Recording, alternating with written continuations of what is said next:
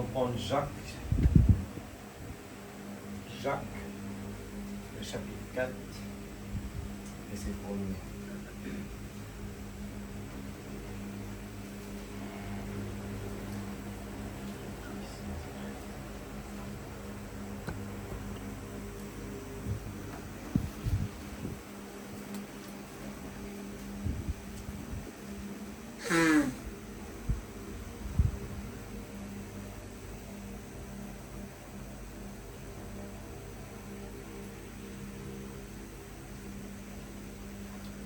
D'où viennent les conflits et d'où viennent les luttes parmi vous? N'est-ce pas vos passions qui combattent dans vos membres? Vous désirez et vous ne possédez pas. Vous êtes meurtrier et jaloux et vous ne pouvez rien obtenir. Vous avez des luttes et des conflits. Vous ne possédez pas parce que vous ne demandez pas. Quand vous demandez, vous ne recevez pas parce que vous demandez mal, dans le but de satisfaire vos passions. Nous lisons aussi dans Luc 18, verset 35.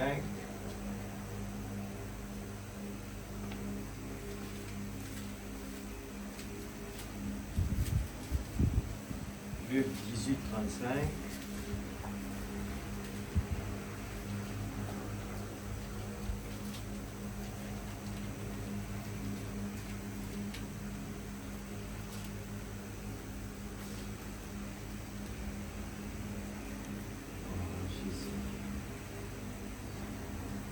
Comme Jésus était près de Jéricho, un aveugle était assis au bord du chemin et mendiait.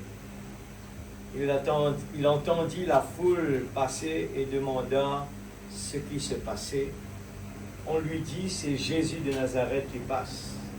Alors il cria, Jésus, fils de David, aie pitié de moi. Ceux qui marchaient devant le reprenaient pour le faire taire, mais il criait beaucoup plus fort, fils de David, aie pitié de moi. Jésus s'arrêta et ordonna qu'on lui amène quand il fut près de lui. Jésus s'arrêta et ordonna qu'on lui amène. Et quand il fut près de lui, il lui demanda, que veux-tu que je fasse pour toi? Il répondit, Seigneur, que je retrouve la vue. Jésus lui dit, retrouve la vue, ta foi t'a sauvé. Il retrouva immédiatement la vue et suivit Jésus en célébrant la gloire de Dieu. Voyant cela, tout le peuple se mit à adresser des louanges à Dieu. Papa Céleste, nous remettons chacun de nous entre la main. Seigneur, tu utilises les vases d'argile. Ce matin, Seigneur, ô Dieu Tout-Puissant, nous remettons, Seigneur, la parole entre tes mains. Seigneur, parce que nous savons que la parole, sans qu'il te vivifie, Seigneur, il ne va avoir aucun effet sur tous vos enfants. Et ce matin, Seigneur, permette-nous d'ouvrir nos âmes, nos cœurs très grands pour la parole. Nous devons sortir d'ici avec la conviction que Dieu est présent, que Dieu peut toujours le faire. Ce matin, Seigneur, pardonne-nous nos offenses, comme nous pardonnons à ceux qui nous ont offensés. Nous voulons mettre notre vie en ordre, Seigneur, afin que, Père, nous puissions recevoir la bénédiction complète. Seigneur Dieu Tout-Puissant, nous avons vu que le choix d'Esther a été fait par l'application, Seigneur, ô Dieu de tous, l'obéissance d'Esther. Elle a fait tout ce que le roi désire et elle a été choisie. Seigneur Dieu Tout-Puissant, nous remettons, Seigneur, chacun de nous entre tes mains. Ne nous laisse pas être distraits. C'est très important ce que nous entendons. La parole de Dieu, nous voulons le prendre très au sérieux et ne pas faire les mêmes erreurs. Nous avons vu la différence entre Abraham et Lot. Abraham s'est retiré de tout. Il a eu toujours la victoire. Et Lot qui a choisi le monde. Et nous voyons, Seigneur Dieu, il était menacé de l'esclavage de ce monde. Mais Seigneur Dieu, par ta grâce, tu es venu nous secourir. Père, bénis l'instrument. Seigneur Dieu, cette vase d'argile, afin que chacun de nous, nous puissions être bénis ce matin. Je te remercie, Père. Prends le contrôle total de nos pensées, de notre être, de nos sens, 5 sens, Seigneur, afin de pouvoir, Seigneur, oh Dieu, de recevoir ce que l'Esprit a à dire à Seigneur l'Église ce matin. Dans le nom de Jésus-Christ, notre Sauveur bien-aimé. Amen. Amen.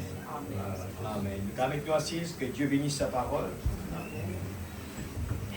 Alléluia. Gloire à Jésus. Merci Seigneur. Gloire à Jésus. Merci. Je ne sais pas trop où commencer. Il y a tellement de choses. Et c'est surtout pour que la parole réveille nos sens.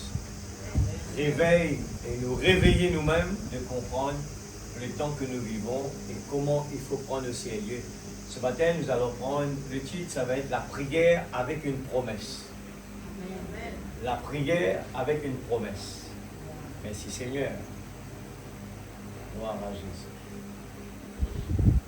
Beaucoup de choses est passé dans ce moment et c'est l'accomplissement de la parole. Quand les gens disent, eh bien, les gens toujours, sans même réaliser que on prend cela comme une distraction, le jugement de Dieu dans ce monde. Écoutez bien cela. Sans même le savoir, nous prenons cela comme une distraction. Une tendée qui n'est arrivée là-bas, une tendée qui n'est arrivée là-bas. Mais les yeux de l'aigle, eh bien, cela sonne très fort. C'est l'accomplissement de la parole. Nous vivons dans un temps vraiment extraordinaire et nous avons besoin de prendre très au sérieux chaque prédication. Il n'y en a pas de grand ni de petit. Chaque prédication est un alarme. C'est une préparation. Amen. Amen. Et nous passons à travers une période, nous parlons de la foi. Nous avons besoin de la foi en Dieu. Dans le cas contraire, nous pouvons croire que ça va mal, nous pouvons croire que Dieu n'est pas là, nous pouvons croire que est-ce qu'il est vrai, nous pouvons poser des questions. Mais un enfant de Dieu, il ne regarde pas avec ses 5 sens, mais par la foi, il voit, ses yeux ouverts, il voit l'accomplissement de la parole, il voit le jugement en train de frapper. Mais qu'en est-il des enfants de Dieu? Il doit se préparer. En écoutant la parole, en analysant la parole, il fait attention. Parce que la parabole de Jésus qui disait il y avait 10 vierges, tous étaient des chrétiens. Ils étaient des vierges, mais il y en avait 5 dedans qui ne s'est pas préparé. Amen. Qui ne s'est pas préparé. C'est pour ça que j'aime bien toujours prendre cet exemple quand Jésus demande à ses disciples, restez veillés, priez pour ne pas tomber dans la tentation. C'est un type. Par faute de la prière, l'ennemi arrive avec nous et nous regardons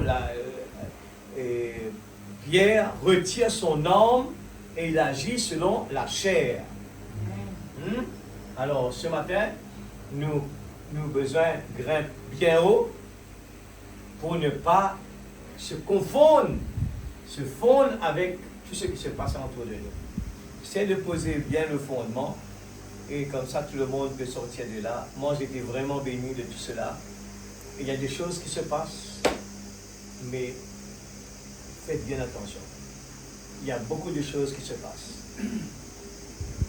Que frère Noah cherche cela, 56 801. Je sais que ce n'est pas dans ton programme. 56 08 01. Il y a beaucoup de choses qui se passent. On est au courant de cela, mais l'Église, il faut se réveiller. Je parle de la prière avec une promesse. Quelqu'un qui fait une prière, je l'ai vécu moi-même sans même le savoir. C'était devenu automatiquement, je le dis souvent, sans le savoir, mais c'est pour dire que expérimenter, c'est bien. Alors, prier, alors je donne toujours, et c'est la flèche de délivrance de la part de Dieu tirée à l'aide d'un arc. Ça a été le paragraphe 16. Alors, la prière avec une promesse. Quand on demande, et si vous vous rappelez ça bien, le prophète est en train de donner des tactiques quand nous venons dans sa présence pour prier. Nous avons souvent cette mauvaise habitude de venir et demander. Et le prophète dit que c'est mal élevé. C'est mal élevé. Il dit, la première chose quand nous entrons dans la présence de Dieu, dans la prière, il faut le louer d'abord. Il faut d'abord louer Dieu. Il faut d'abord l'élever très haut. Il faut d'abord lui dire qui il est pour nous. Hein? D'abord, ne demandez pas quoi que ce soit avant de préparer l'atmosphère. C'est ce que nous venons à l'église 30 minutes avant, nous préparons l'atmosphère. C'est très important. Je dis cela, les gens me disent comment tu sais que c'est un prophète de Dieu. Je dis toujours, c'est que ce que lui dit, personne d'autre ne le dit pas. Regarde le principe d'un vrai prophète. Il nous demande de venir dans la présence de Dieu 30 minutes avant.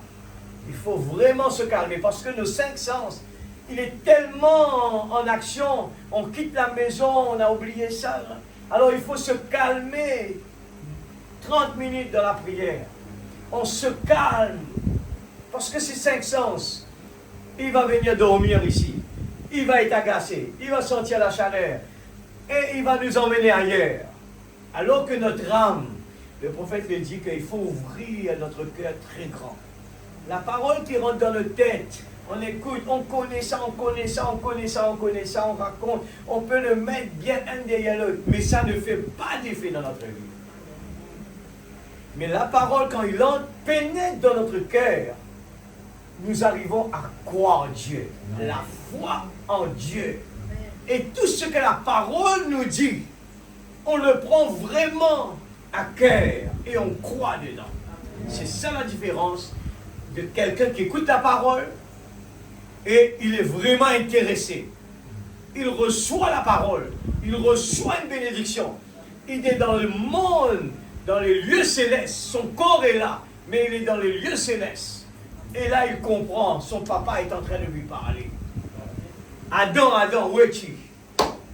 Alors, nous lisons cela. Eh bien, vous savez, peu importe combien la chose paraît mystérieuse, Dieu tient toujours sa parole, l'Église. Il faut bien comprendre ça. Il faut la révélation. Dieu tient toujours sa parole. Si nous avons la foi, toutes les paroles de Dieu, et là, pendant que nous lisons, là, nous savons que c'est la parole de Dieu, eh bien, nous faisons très attention. Nous écoutons parce que Dieu est en train de nous parler. Amen. Dieu, notre Créateur, est en train de nous parler. Amen. Et on croit chaque parole. Mais faites attention. Des fois on dit, oui frère, je crois ce que je suis en train de lire. C'est le prophète qui est en train de le dire. Mais, des fois, comme on le dit, on croit qu'on croit. C'est comme cette fille qui dit à Abraham, bien sûr, je crois. Et Abraham lui dit, non, tu ne crois pas. Alors ce matin, c'est pas que des fois, on croit que c'est comme ça qu'il faut croire la parole. Mais la vraie chose, c'est que l'exemple, c'est Esther. Esther, tout ce que le serviteur du roi est en train de lui dire, il porte attention à chaque parole. Il ne se fie pas, eh bien, je suis belle, comme les autres filles qui croyaient, ah, je suis belle, le roi va me choisir. Aujourd'hui, beaucoup de gens, dans le message, qui disent, je m'habille bien, eh bien, je fais beaucoup de bonnes choses, je donne l'aumône, je fais ceci, je fais cela, je fais cela. N'oubliez pas que l'homme riche est parti en enfer. Pourtant, Jésus confirme que l'homme riche a fait tout ce que les commandements lui demandaient. Mais il n'y avait pas Jésus dans son cœur. Il y avait la priorité dans son cœur, n'était pas la chose essentielle. Ce matin, si Dieu n'a pas la première place en nous, nous perdons notre temps. Nous allons voir que la présence de Dieu ne nous intéresse pas. Ce corps assommeille, il se sent fatigué. Mais quand quelque chose bouillonne en nous, on reste éveillé. Je vous dis sincèrement, j'ai fait l'expérience. Moi, j'aime bien dormir la nuit. J'aime bien dormir la nuit. Trop facile même. Un bon dormeur. Et quand je lis la parole et que je commence à saisir les sens de la parole, je vais passer toute la nuit. Sans aucun problème. Sans aucun problème. Parce que ça m'intéresse. Je veux aller encore plus. Et je dis, le temps me manque. Alors regarde bien. Dieu tient toujours sa parole. Peu importe combien ça paraît insensé pour les gens. Dieu tient toujours sa parole. Et si Dieu fait une promesse annonçant quelque chose, Dieu tiendra cette promesse. Vous et moi, nous pouvons faire une promesse. Nous manquons à notre promesse. Pas parce que nous ne voulons pas la tenir, pas parce qu'il ne pas croire, pas parce qu'il ne pas envie une église, pas parce qu'il ne pas envie de faire bon. Non, nous manquons à cette promesse-là. Mais parfois, ce sont les circonstances qui nous en empêchent. C'est pour ça le chemin resserré. Lorsque Dieu étant infini, il connaît tout le futur depuis le commencement. Et il ne peut pas faire une promesse à moins qu'il sache ce qui va arriver. Et il tient toujours sa promesse. Parfois, la manière dont il s'y prend pour tenir sa promesse semble ridicule. Mais il la tient toujours. Nous venons dans la présence de Dieu. Ce ne sera pas grandiose, c'est la simplicité. Très simple. Des fois, nos yeux nous embêtent, nos oreilles nous embêtent. Nous pensons que peut-être s'il y a une grande personnalité, c'est là que Dieu est présent. Nous pensons qu'il y a beaucoup de gens, c'est là que Dieu est présent. Nous pensons. Mais le chemin est serré. Nous nous efforçons en croyant que Dieu, sa parole, il tient sa parole. Amen. Quand nous venons dans sa présence, on peut être dans une forêt quelque part, et là on se recueille, on commence à le parler. Et Dieu vient. On vient ici, là, 2 ou 3 semblent à mon nom, je suis là. Quand nos 5 sens sont plus forts, ils dominent. Ils dominent sur tout. Et vous savez très bien, nos 5 sens n'ont pas la patience. Il ne peut pas voir plus que ce qu'on peut voir ici. Il est agacé par la chaleur. La pensée va ailleurs. Mais le cœur, là où réside l'amour de Dieu, lui, il aime le faire. C'est comme quelqu'un, tellement qu'il a l'amour de travailler, il veut toujours arriver à le faire. Mais quelqu'un qui n'a pas un amour, lui dit, allez faire ce travail, parce que l'amour n'est pas présent, le travail devient lourd. Il regarde sa montre, quelle heure ça va terminer. Hein? Il cherche toujours les choses faciles. Mais l'amour dans notre cœur, il lance des challenges incroyables. Il croit dans tout, même s'il ne l'a jamais fait avant. Les gens vont lui dire, tu connais rien dans l'ordinateur, tu ne peux pas régler ça. Il va dire, non. Je vais chercher, je vais aller sur Internet. Je vais savoir comment ça fonctionne. Il va essayer de le réparer. Venir à l'église, quand l'amour de Dieu dans notre cœur, nous ouvrons, eh bien, les portes de l'ennemi. Amen. Nous venons ici parce que la parole a dit cela, je le crois. Abraham a dit, Dieu pourvoira. Quel genre de foi. Et cela, il est un homme comme nous. Hein. Et on a entendu, Abraham, il n'était pas une grande personnalité, c'était un homme ordinaire. On vient d'entendre ce matin. Un homme ordinaire. Dieu l'utilise parce qu'il connaît en avance ce qu'est Abraham. C'est un homme qui fait confiance en Dieu. Il a donné la bénédiction à Job et il ose se tenir devant l'ennemi, le diable, parce qu'il savait déjà. Mais Dieu, tu as confiance dans un homme. Dieu, avoir confiance dans un homme, parce que Dieu sait qui est dans cet homme-là. Il a une confiance totale. Même Satan lui dit, mais parce que tu l'as béni. Il dit, même je reprends tout ça, eh bien, il va toujours m'aimer en premier. La parole de Dieu, il dit cela, il dit, le ciel et la terre passeront, mais mes paroles ne passeront point. Des fois, nous disons qu'ils nous croient en cela. Mais combien vraiment nous croyons dedans? Par les circonstances de la vie, nous venons de lire là-haut, nous manquons notre promesse. Je parle ce matin, de la promesse. Une prière avec une promesse. Quand nous demandons à Dieu quelque chose, nous faisons une promesse à Dieu. Je le raconte souvent, quand j'ai vu la mort devant moi, j'étais à l'hôpital, la première chose que j'ai dit, Seigneur, si tu me retires de là, je te promets, je te donne ma vie en entier. Première fois. Deuxième fois. Il a fallu 2 fois quand même. J'oublie. On oublie la promesse de Dieu. C'est là notre manquement. On promet Dieu, Seigneur, si tu fais ça pour moi, je te promets, je serai à l'église régulièrement. Je te promets, je vais lire ma Bible régulièrement. Seigneur, je te promets, je vais donner ma dîme. Je vais donner encore plus que cela. Seigneur, je te promets, je te promets. Faites bien attention. Branham dit, faites attention. Ne promettez pas à Dieu quelque chose que nous n'allons pas faire. Mais ne restez pas là à ne pas faire des promesses. Votre prière aussi ne va pas avancer. Il faut se tenir au milieu. Il faut vraiment, le plus que nous mettons la promesse plus gros, le plus que notre prière est plus sûre d'être acceptée. Amen. Nous disons à Dieu, Seigneur, je te promets.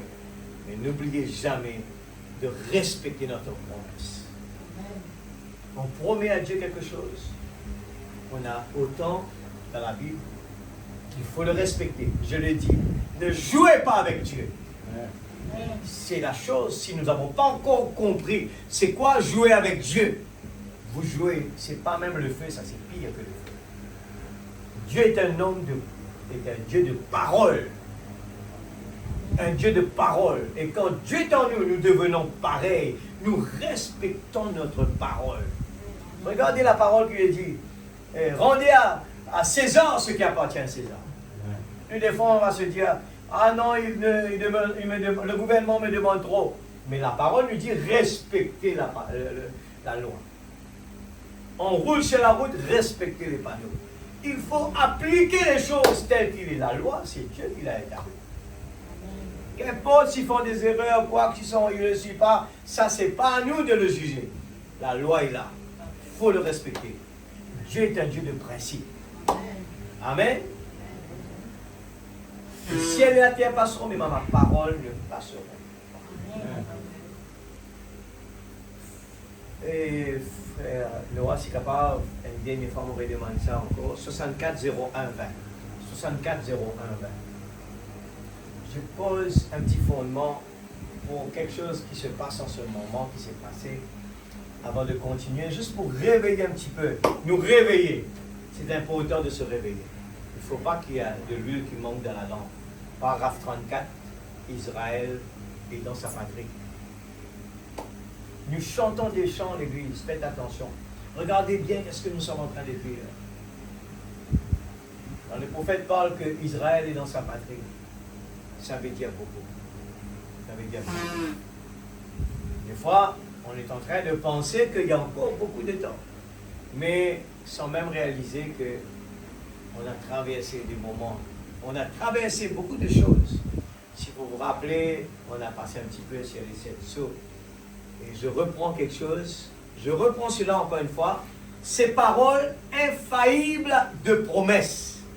Regarde le titre. Ces paroles infaillibles de promesse. L'église, ces brochures-là sont, quand nous entendons des pasteurs qui disent ce sont des pépites d'or, sans la révélation, vous ne comprenez rien. Ce n'est que des histoires. Ah, il y a une guérison divine, waouh, c'est extraordinaire. Mais Ça n'arrête pas avec une grande chose spectaculaire. N'oubliez pas que c'est la parole, le troisième boule. C'est ça qui est vraiment le plus gros cadeau que Dieu nous a donné. Amen. Jésus, dans la terre, il a dit tout simplement, vous allez faire plus que moi. Et dans le ministère de Frère Branham, Jésus a fait plus que quand il était sur la terre. Alors, écoutez ça bien. Israël étant sa patrie. Il a sa propre nation. Il a sa propre monnaie. Son propre drapeau. Il est membre des États, des Nations Unies. Il est une nation. Pour la première fois depuis environ 2500 ans. Depuis il avait été une nation. Et Jésus a promis, je souligne cela. On est en train de parler de quoi là? La parole. On est en train de parler de quoi là?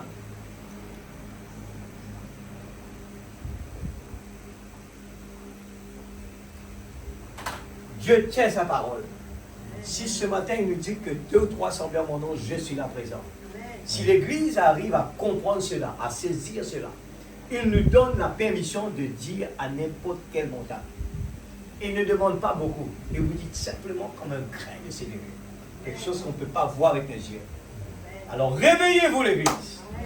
Nous vivons dans le temps le plus précieux. Je souligne cela. Jésus a promis que la génération, nous réalisons encore une fois, nous ne disons pas cela, nous repassons bien Seigneur, nous besoin, ce qui peut passer actuellement, nous besoin réunir parce que c'est possible que nous l'horloge encore en retard. Et dans la Bible, une génération compte 40 ans. Amen. Alors, quelqu'un dit moi, quand Israël il rentre dans ce pays, puis l'année, Israël rentre dans ce pays.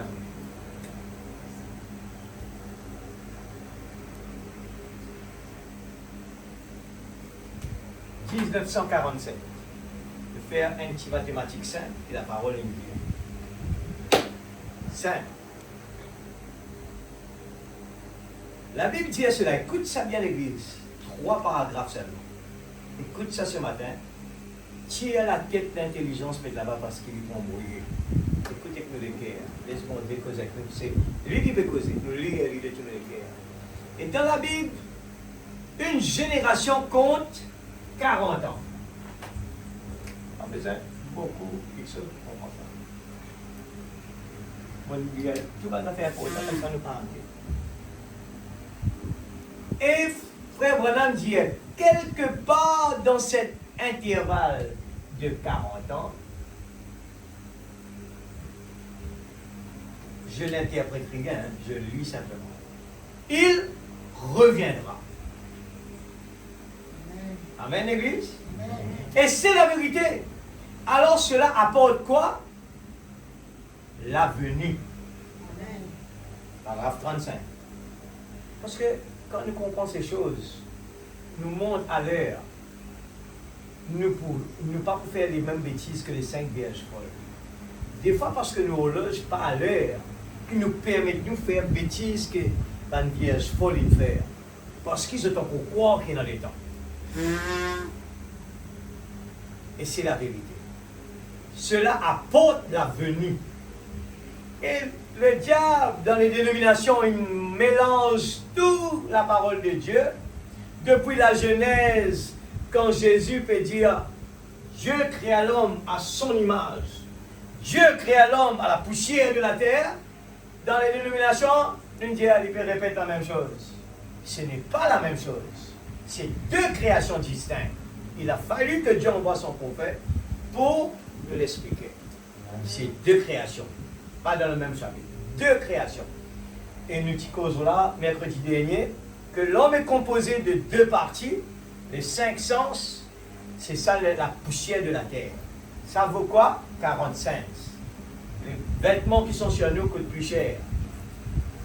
Et à l'intérieur de nous, c'est ce que Dieu a créé à son image. Amen. La vie de Dieu lui-même. Et ce qui est à l'intérieur de nous vaut plus que 10 000 mondes. C'est pour ça que la Bible met l'emphase. Quelqu'un qui ramène un pécheur vers Dieu, des multitudes de son péché, eh bien, est effacé. Alors, dans le cas contraire, quelqu'un qui est une occasion de chute pour quelqu'un d'autre, la Bible nous le dit qu'il doit mettre une corde dans son cou, à le jeter dans la mer. Alors, quelle importance Dieu est en train de donner à ses enfants, que des fois, nous prenons notre bouche et nous disons des bêtises à quelqu'un. Est-ce que savons-nous que la personne avec qui nous parlons a été créée à l'image de Dieu? Est-ce que savons-nous, est-ce que c'est quelqu'un qui a été appelé ou pas? On ne sait pas. Alors faites attention. Il faut faire attention à tout ce qui est à l'intérieur de nous. Et à aucun moment, on ne sait pas qui est les élus alentour de nous. Ne dites pas quoi que ce soit. C'est pour ça que la Bible nous dit, Seigneur, bride notre bouche. Bride tout notre être en entier. Parce que ça va nous faire des problèmes. Un enfant de Dieu. Alors je continue 35. Eh bien, et autre chose, tous les 2000 ans, quelque chose est arrivé sur la terre. Est-ce que Dieu change? Non. Est-ce que Dieu nous a oubliés sur la terre? Non. Et la politique et tous sont à bout. Vous êtes d'accord avec ça? Dieu doit envoyer un secours du ciel. Lors du premier millénaire, le monde fut détruit par l'eau. Au second millénaire, Christ est venu. Et maintenant, on est en 1964, on n'est même pas né, et on dit à ce sujet que nous accusons un retard de 17 ans. Or, voyez-vous, c'est à la porte. La chose suivante, c'est de surveiller la venue du Seigneur. Amen. On ne peut pas oublier ça. Il faut le surveiller. Tous les autres signes, ils sont bien liés. Ainsi, c'est pour cela que j'essaye ce soir d'amener les gens à s'en tenir exactement à la parole promise. Amen. Juste ce que la parole dit, c'est tout. Tenez-vous-en exactement cela. Des fois, sans qu'il nous connaisse, nous pouvons dire, nous pouvons tenir nous à la parole. Mais nous pouvons mélanger, nous tirer la tête là-dedans sans même connaître. Parce que la parole ne peut pas être interprétée. Il faut simplement le croire tel qu'il est. On va l'expliquer, on va s'embrouiller. Il ne faut pas mélanger nos matières grasses dedans. Ouais, matière grise, pardon. Et il faut tout simplement le croire. Il l'a dit, et puis tout à coup il y a des raisonnements, mais la parole avait dit ça. Non, il faut simplement le croire. Je parle de cela parce que vous savez, le 28 février vient de passer. On est passé à côté de 20. Le 28 février, c'est quoi?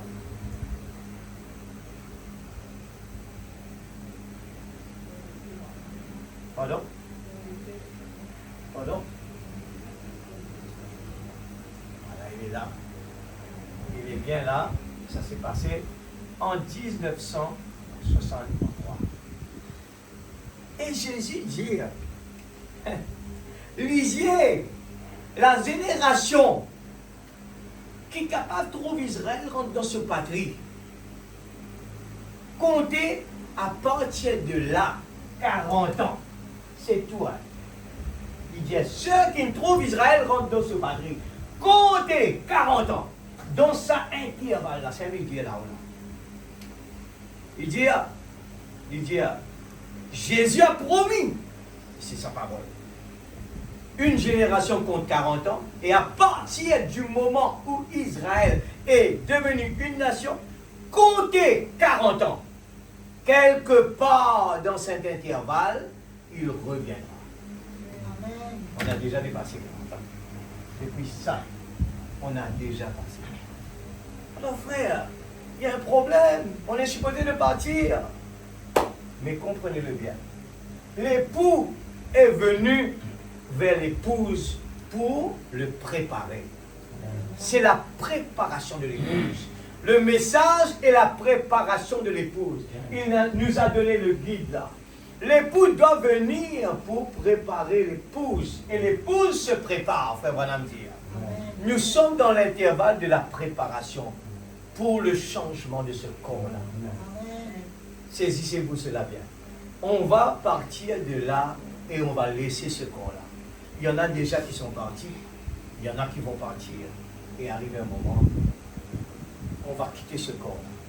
C'est trop joli pour ne pas le dire. Pourquoi je suis arrivé là aujourd'hui? C'est parce que le 28 février 1963, quelque chose s'est passé. C'est que si une photo, une trouve vraiment beau, une fois, tu trouves ça là-haut. Hein? Quand on croit, on voit beaucoup de choses, mais n'oubliez pas que moi j'attendais quelque chose. Alors, nous allons écouter cela. Passe-moi cette petite vidéo-là. Ne pas pour regarder net complètement, vous regardez simplement 5 minutes et allez à la maison, faites des recherches, vous allez le voir. Alors écoute ça bien, regardez cette image. Regardez ça bien. Mettez son assez plus tard, bien. Il est temps pour nous de trouver la paix dans le chaos, d'élargir notre concentration au-delà des événements terrestres et de lever notre regard vers les cieux. Soyez témoins du rassemblement des 7 planètes et de la Lune lors d'un grand alignement planétaire le 28 février, un événement cosmique rare qui ne se reproduira pas avant 15 ans, soit en 2040. Cette vidéo sera un peu longue, mais c'est parce que nous allons couvrir tous les aspects de ce phénomène fascinant. Ensemble, nous allons décortiquer l'influence subtile des énergies cosmiques, découvrir les 7 planètes qui participent à cet alignement et leurs caractéristiques uniques. Nous verrons également comment cet événement exceptionnel peut amplifier les bénédictions dans votre vie financière, relationnelle et professionnelle. Attachez vos ceintures, car nous partons pour un voyage cosmique qui pourrait bien transformer votre perception de la réalité. Bonjour à tous. Je suis David et bienvenue sur la chaîne. Nous avons des alignements planétaires assez souvent. C'est lorsque plusieurs planètes apparaissent dans le ciel nocturne à un moment donné. Habituellement, il y en a 4, 5 ou 6. Mais 7, c'est assez rare. Le dernier remonte à juin 2022. Nous avons celui-ci qui arrive le 28 février. Et ensuite, nous n'en aurons pas avant 15 ans. C'est donc une opportunité assez rare si vous voulez vous connecter aux énergies uniques d'un tel alignement planétaire. J'ai regardé en arrière en 2022 et j'ai remarqué qu'il s'était passé pas mal de choses intéressantes pour moi lors de ce dernier grand alignement planétaire. Le cosmos nous convie à un rendez-vous divin, une danse céleste d'une rare beauté et d'une profonde signification spirituelle. Le 28 février, les 7 planètes sacrées, accompagnées de notre lumineuse lune, s'aligneront dans un spectacle cosmique qui ne se reproduira pas avant 2040. C'est un moment de grâce, une opportunité unique d'élever nos consciences et d'harmoniser nos êtres avec les vibrations subtiles de l'univers. Lors de cet alignement planétaire majeur, les énergies individuelles de chaque planète, habituellement distinctes, fusionnent en une symphonie cosmique, créant une signature énergétique unique et puissante.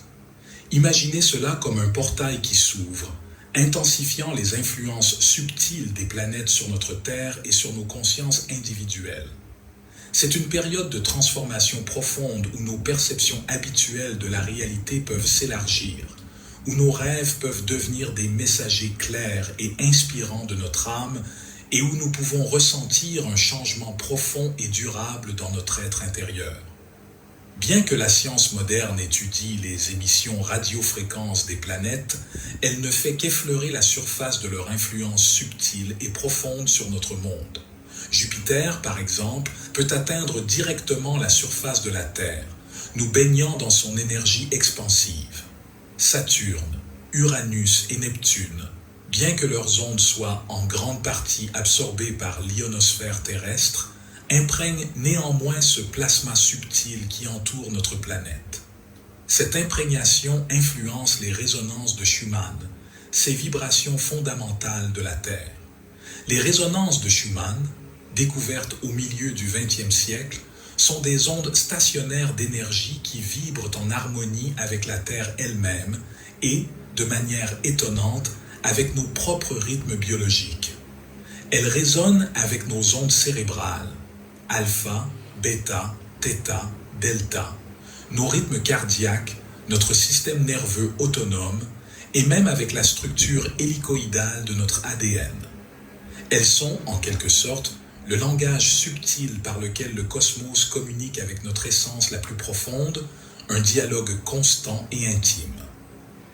Lors de cet alignement nocturne particulier, l'ionosphère, moins influencée par l'énergie intense du Soleil, devient plus perméable aux énergies subtiles des planètes.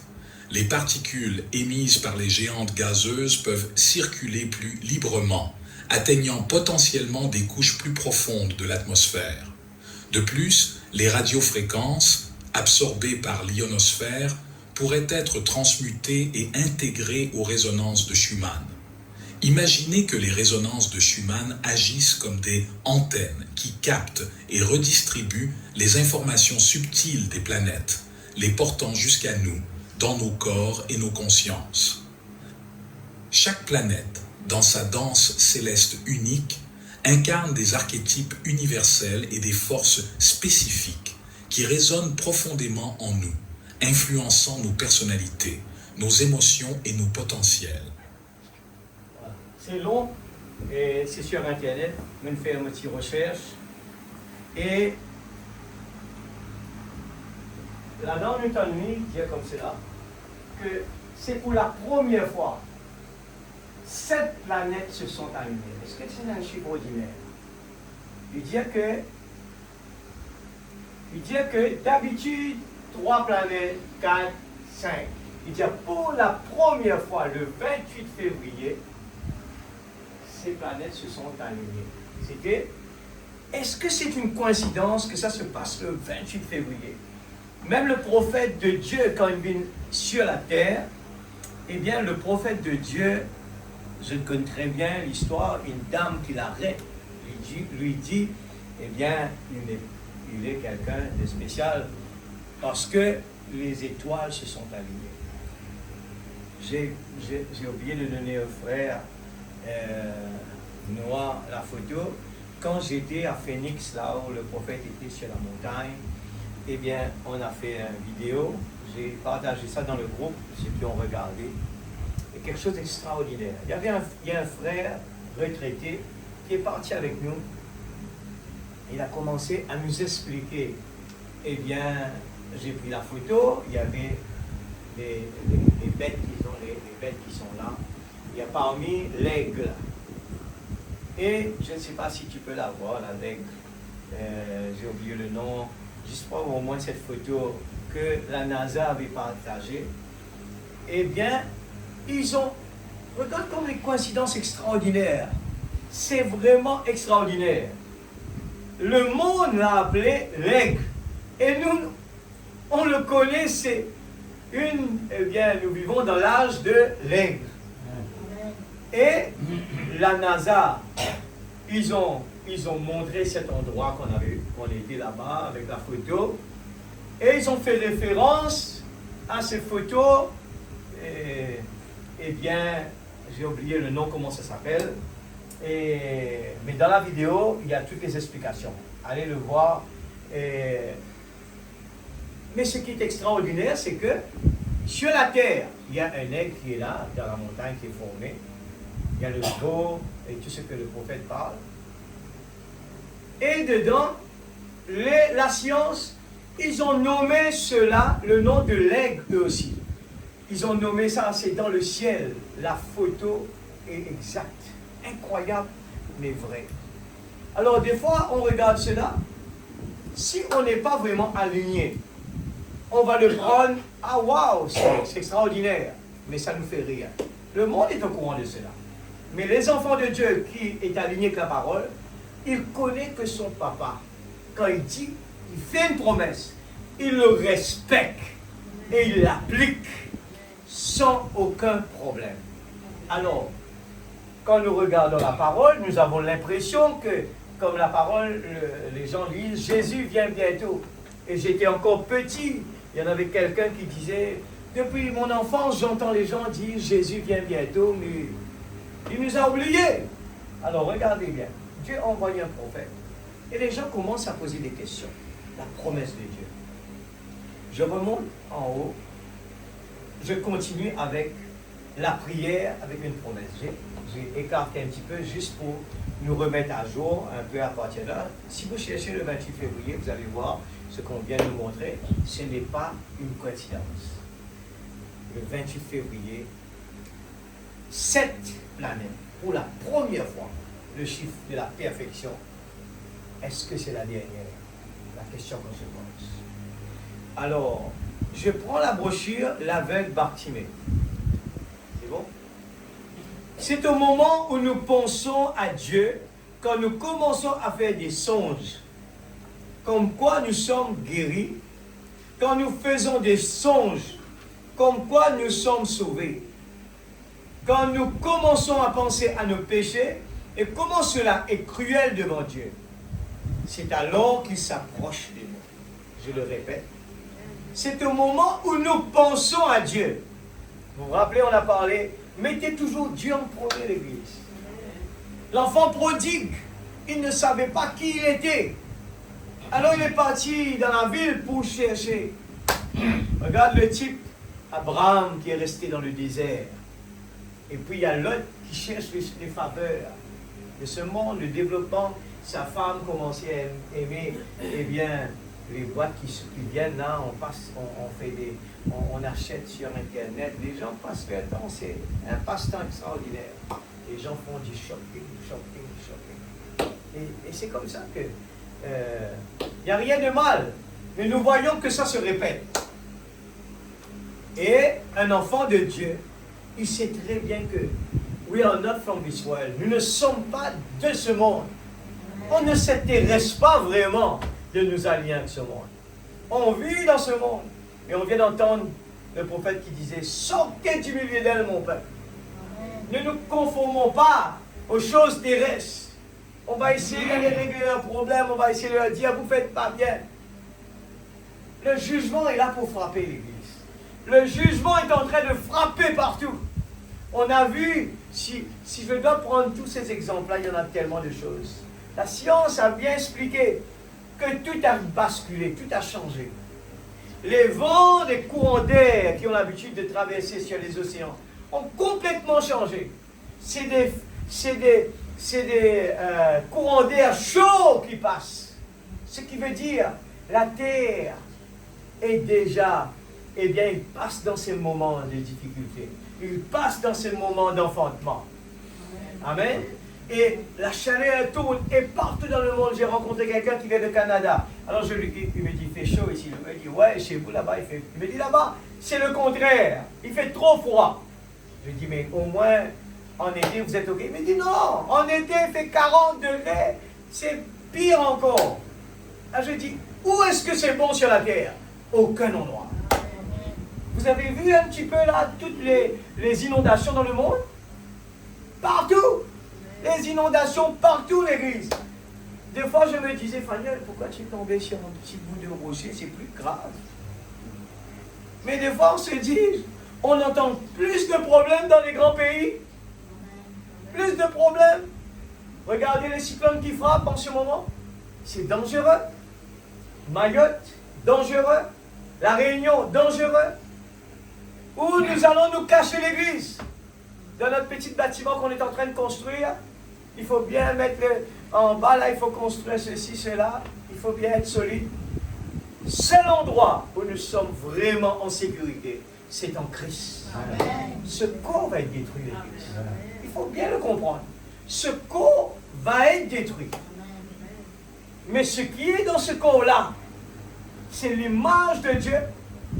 Si nous avons donné à Dieu la première place, eh bien, le Saint-Esprit, la dynamique, c'est qui va faire le changement du corps. On va basculer automatiquement dans ce nouveau corps-là. Celui-là va tomber. Amen. Alors ça vaut la peine ou pas? Ça vaut la peine de venir dans la présence de Dieu? Et nous parlons ce soir, ce matin. Excuse-moi, je sais rien dire. Nous parlons beaucoup en ce moment. Je souligne, je prends mon temps. Je supplie chacun de vous. Essayez bien de ne pas laisser les pensées distraire. Écoutez ça bien. Nous devons commencer à prier avec Dieu, avec un cœur reconnaissant, avec une promesse. Seigneur, je te promets. Qu'est-ce que vous allez promettre? N'allez pas promettre quelque chose de simple. Nous allons voir Bartimée. Qu'est-ce que Frère Branham dit sur Bartimée? Avant que Jésus est parti voir Bartimée, Bartimée a fait une promesse. Seuls les yeux de l'aigle, seul un prophète qui connaît l'histoire, plus il n'y a pas ça là-bas dans la Bible. Mais le prophète de Dieu est parti visiter Bartimée. Il s'est assis, il a regardé les choses comme ça s'est passé. Il dit, mes frères, mais pourquoi la Bible aurait dû mettre ça? La Bible même le dit, s'il faut mettre tout ce qui s'est passé, il n'y aura pas de place dans le livre pour le mettre. Ils ont dû vraiment, vraiment mettre des choses importantes seulement. Alors, c'est quand les disciples, le cœur brisé, étaient en route vers Emmaüs, que Jésus est sorti du buisson et a commencé à leur parler pendant qu'ils pensaient à lui. Il faut bien le comprendre, l'Église. Si nous sommes occupés, si nous sommes trop occupés, nous aurons des répercussions négatives dans notre vie. Nous perdons souvent notre temps. L'enfant prodigue avait tout ce qu'il fallait. Il est parti perdre son temps. Il croyait ses efforts vont changer les choses. Marie a choisi la meilleure des places. Elle a donné tout son temps à Jésus. Nous avons parlé de la première place. Il faut mettre Dieu en premier. Si nous savons qui nous sommes, nous allons chanter. Nous ne sommes pas de ce monde. Nous sommes que des pèlerins à l'église. Nous avons des limites ici-bas. Mais nous devons préparer au maximum. C'est pour ce corps qui est à la ressemblance de Dieu. L'image de Dieu. Celui-là, il est pour tout le temps. Alors donc, en quoi je vais investir? Mon étude est temporaire. Ma maison est temporaire. Ma voiture est temporaire. Tout est temporaire. Mais mon âme, c'est quelque chose de vraiment précieux. Paragraphe 63. Vous voyez, le problème aujourd'hui, c'est que nous avons l'esprit tellement bourré d'argent et d'histoire que Dieu ne peut pas avoir une place pour entrer dans notre pensée. Nous voulons aller en ville, acheter de nouvelles robes, ou de nouveaux chapeaux, ou quelque chose d'autre. Il nous faut voir Suzy et John. Nous allons jouer au jeu de cartes ce soir. Nous ne pourrons aller à l'église ce soir parce qu'il y a. Nous aimons Suzy à la télé, quelque chose comme ça. Les programmes de télévision. Nous avons toutes sortes d'autres choses en tête. Les églises ont beaucoup d'ordres et de choses pour nous garder très occupés. On a abandonné les réunions de prière. Nous avons besoin de nous approcher de Dieu. Amen. Ainsi, il s'approchera de nous. Amen. Mon ami, c'est vrai. Mais toutes les autres choses ont pris la place de la réunion de prière. Toutes les autres choses ont pris la place de la véritable adoration spirituelle. Amen. Oh, peut-être 2 ou 3 minutes dans l'église. Mais j'aime vraiment me mettre et me baigner devant lui. N'aimez-vous pas cela? Oh, levez tout simplement vos mains et buvez à la fontaine jusqu'à ce que vous ne soyez plus capable de boire. Bouillonnons simplement dans sa douceur et sa bonté. Je rappelle une parole, les excuses. Ce sont les ruses du malin. Parce qu'il connaît, en tant qu'enfant prodigue, nous avons, notre papa, il est riche, il a tout ce qu'il faut. On n'a pas besoin d'aller faire autre chose pour être heureux. Nous avons tout ce qu'il faut pour être heureux. Amen.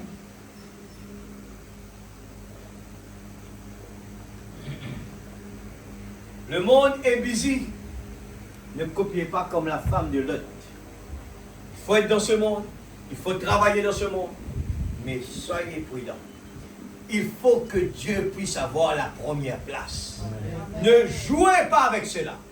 Je le répète, si je vous aime, je dois le répéter. Paragraphe 7. Maintenant, à l'aveugle Bartimée, 59, 11, 27. Cela a dû être un matin froid de novembre. Il était en retard, Bartimée. Il n'avait pas pensé, il n'avait pas passé une bonne nuit. Il avait rêvé toute la nuit qu'il voyait de nouveau. Il s'est réveillé en retard. Il a embrassé sa femme en guise de revoir, ainsi que sa fillette. Et il a fait son chemin à tâtons en suivant la rue pour trouver la porte d'entrée, comme il était en retard. Il y avait beaucoup de mendiants dans le pays en ce moment-là. Il y avait tellement de mendiants que les gens qui pouvaient leur apporter de l'aide n'avaient peut-être qu'une pièce d'argent par jour à donner à un mendiant. Beaucoup d'entre eux étaient des lépreux, des aveugles, des gens aux membres tordus. Oh, c'était un tableau horrible. Frère Branham parle, il nous raconte que, vous savez que, il nous raconte que la fille de Bartimée était malade.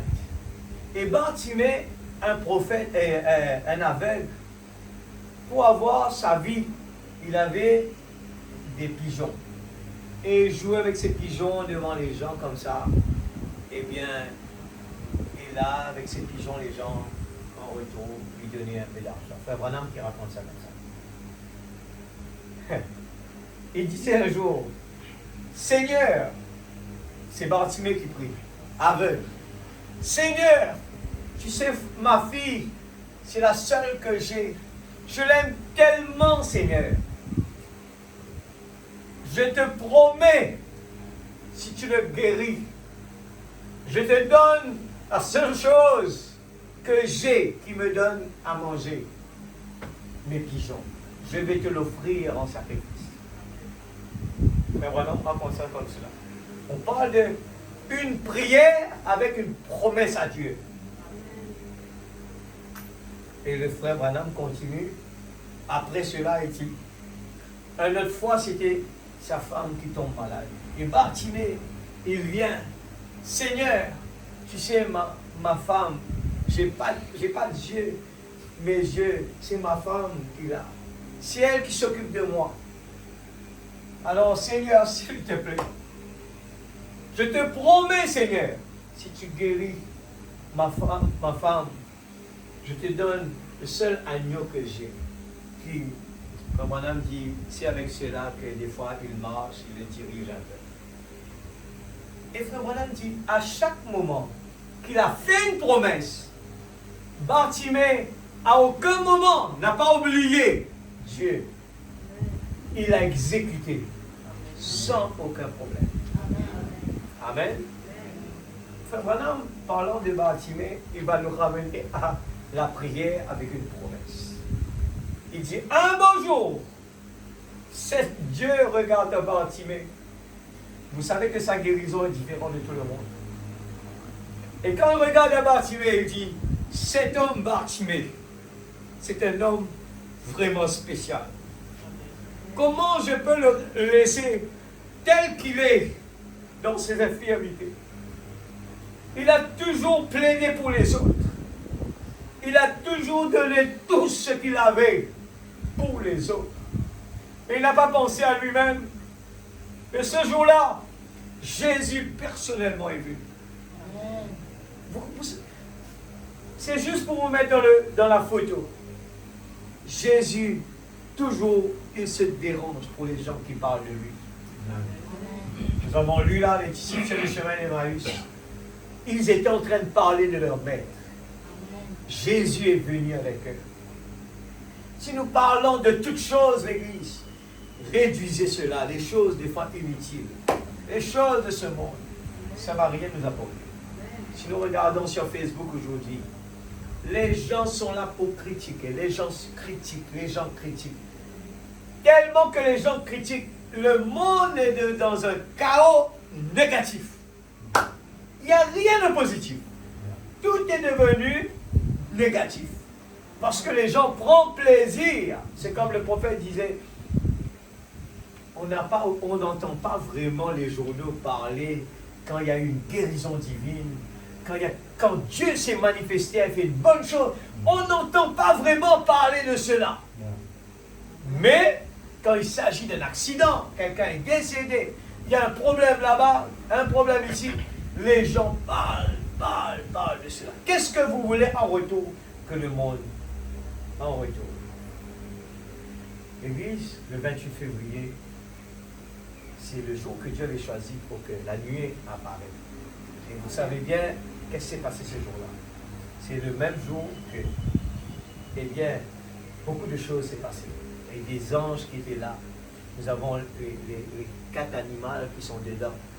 Il y a beaucoup de choses extraordinaires que le monde ne peut pas comprendre. Et dans cette année, que les gens sont tellement négatifs, les gens disent « Ouais, Rodrigue n'est pas bon, Rodrigue fait dans ça, Rodrigue fait dans ça. » Ce sont les Écritures qui sont en train de s'accomplir. Ne perdons pas notre temps à aller essayer de résoudre cela.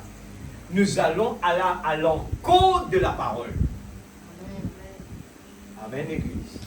Vous le savez très bien, même pour prier pour quelqu'un, la parole nous explique qu'il ne faut pas prier pour quelqu'un avec précipitation. Parce que des fois, c'est un moyen que Dieu est en train de pousser quelqu'un à venir vers lui. Amen. C'est la même chose, ce qui se passe à l'entour de nous. Il nous demande tout simplement la parole. Tenez-vous tranquille, mais sachez que je suis Dieu.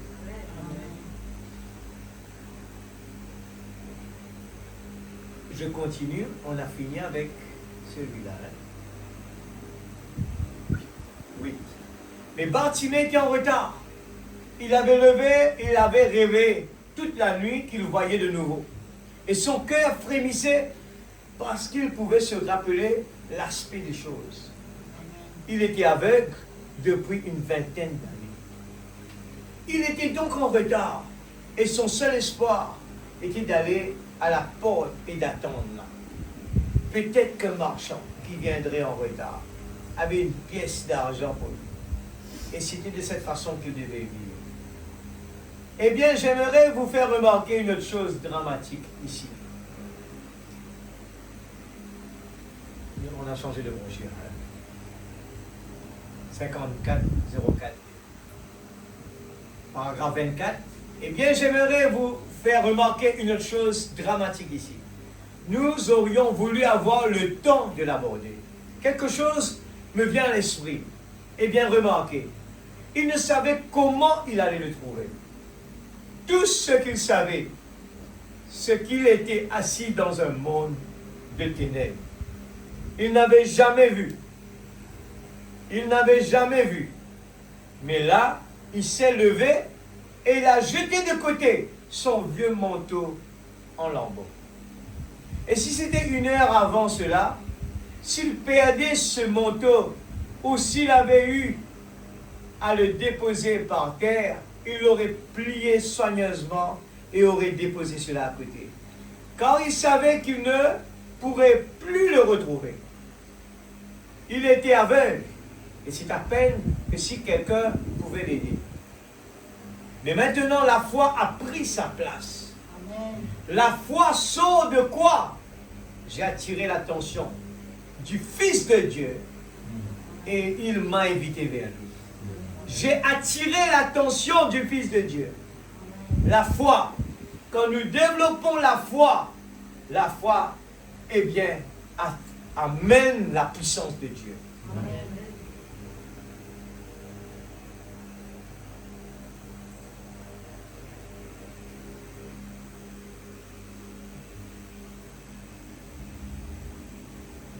Juste rapidement pour voir ce que je peux souhaiter. Lisons dans 2 Corinthiens 9, verset 5. Et nous allons prendre quelque chose de bien intéressant pour nous montrer les exemples dans la Bible encore, les gens qui ont respecté la promesse. 2 Corinthiens 9, verset 5. J'ai donc jugé nécessaire d'encourager les frères à se rendre chez vous avant moi pour s'occuper de l'offrande que vous m'aviez promise. Ainsi, elle sera prête comme une vraie bénédiction et non comme une manifestation de votre soif de posséder. Sachez-le, celui qui sème peu, moissonnera peu. Celui qui sème abondamment, moissonnera abondamment. Que chacun donne comme il a décidé dans son cœur, sans regret, ni contrainte, car Dieu aime celui qui donne avec joie. Dieu peut vous combler de toutes ses grâces, afin que vous possédiez toujours à tout point de vue, de quoi satisfaire à tous vos besoins, et que vous ayez encore en abondance pour toute œuvre bonne. Amen, Église. Amen. La Bible dit, c'est que nous s'aimer, nous récolter. Nous donner, nous reconnaître. Bartimée, il toujours pense les autres. Bartimée, et là nous pouvons lire la façon qu'il nous donnait, il faudrait nous donner aussi. Si nous pouvons donner pour nous recevoir, c'est pas bon. Vous êtes donné avec le cœur, nous comptons. Et nous allons prendre, lire Juge 11, verset 9. Nous prenons l'exemple de Jephthé. Nous pouvons lire, allez le lire complètement à la maison, toute l'histoire. Mon âme racontait que Jephthé, c'était aussi là-bas. Jephthé, c'était un enfant qui est né en dehors de la famille et rejeté par les enfants intimes. Et on l'a repoussé. Jephthé est parti. Parce qu'on ne l'aimait pas. Ne sachant qui était Jephthé. Il est parti. Et nous lisons 11, verset 9. Et vous savez que, arrivé un moment, le peuple de Dieu, eh bien, ils étaient sous la pression de toutes les armées qui les vainquent à chaque moment. Elles perdaient la bataille et ça ne marchait pas. Et finalement, ils sont tombés d'accord. Il a dit, vous savez, il y a Jephthé, et c'est un enfant rejeté, c'est un très bon guerrier. Allons le voir. Alors, verset 9, il dit, Jephthé répondit aux anciens de Galade, si vous me faites revenir pour combattre les Ammonites, et que l'Éternel me le livre, je serai votre chef. Le challenge maintenant. Ok, moi d'accord pour une la guerre pour eux, mais il faudrait que vous mettent moi dans vos places. Je dois être le chef. Les anciens de Galade dirent à Jephthé, que l'Éternel soit témoin entre nous, si nous ne faisons pas ce que tu dis. 11. Jephthé partit alors avec les anciens de Galade, le peuple le mit à sa tête, et l'établit comme chef. Et Jephthé répéta devant l'Éternel, à Mispa, toutes les paroles qu'il avait prononcées. Nous sautons à les versets 30. Écoute ça, c'est ça nos prédications. Jephthé fit un vœu à l'Éternel. Jephthé, ce matin, réfléchissons bien pendant la prière, Seigneur, me promets-toi, Seigneur, me promets-toi. Imagine bien que si quelque part nous avons oublié notre promesse, il y aura des causes après. Ce qui nous sème, nous récolte. Dieu est un Dieu de parole et de principe. On ne joue pas avec ça. Ah, voilà. Alors, il dit, si tu livres les Ammonites entre mes mains, regarde bien, Dieu ne travaille pas par une prière sans promesse. Nous allons prendre l'exemple. Jephthé vient faire son offrande devant Dieu, vient prier. Et il promet à Dieu quelque chose. Si tu me donnes, tu livres les Ammonites. Si tu me les livres, je te promets, sans même réaliser. Il lui donne, il le promet, sa seule fille qu'il avait. Pareil encore une fois, ne sachant pas que ce qu'il avait dit. C'était son... Alors, on retourne en haut. Il le dit. Toute personne qui, à mon heureux retour, regarde les conditions, retour de chez les Ammonites, sortira de chez moi pour venir à ma rencontre, appartiendra à l'Éternel et je le frierai en holocauste. Paragraphe 34.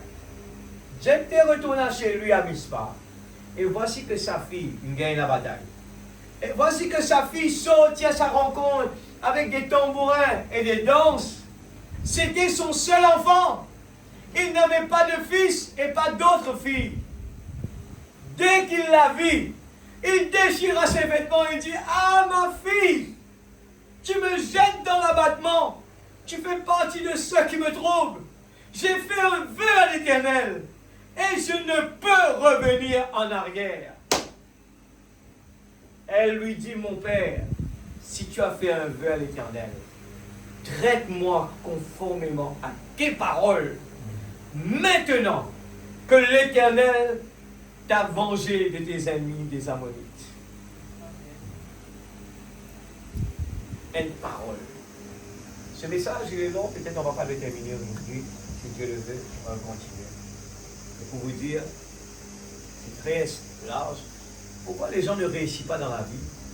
Pourquoi les gens n'avancent pas? Il faut savoir comment faire notre offrande. Il faut savoir comment approcher Dieu. Il faut savoir comment prier. C'est pour ça que je le dis toujours, vous répétez ce que vous avez l'habitude de dire, ne sortirez jamais de votre cœur.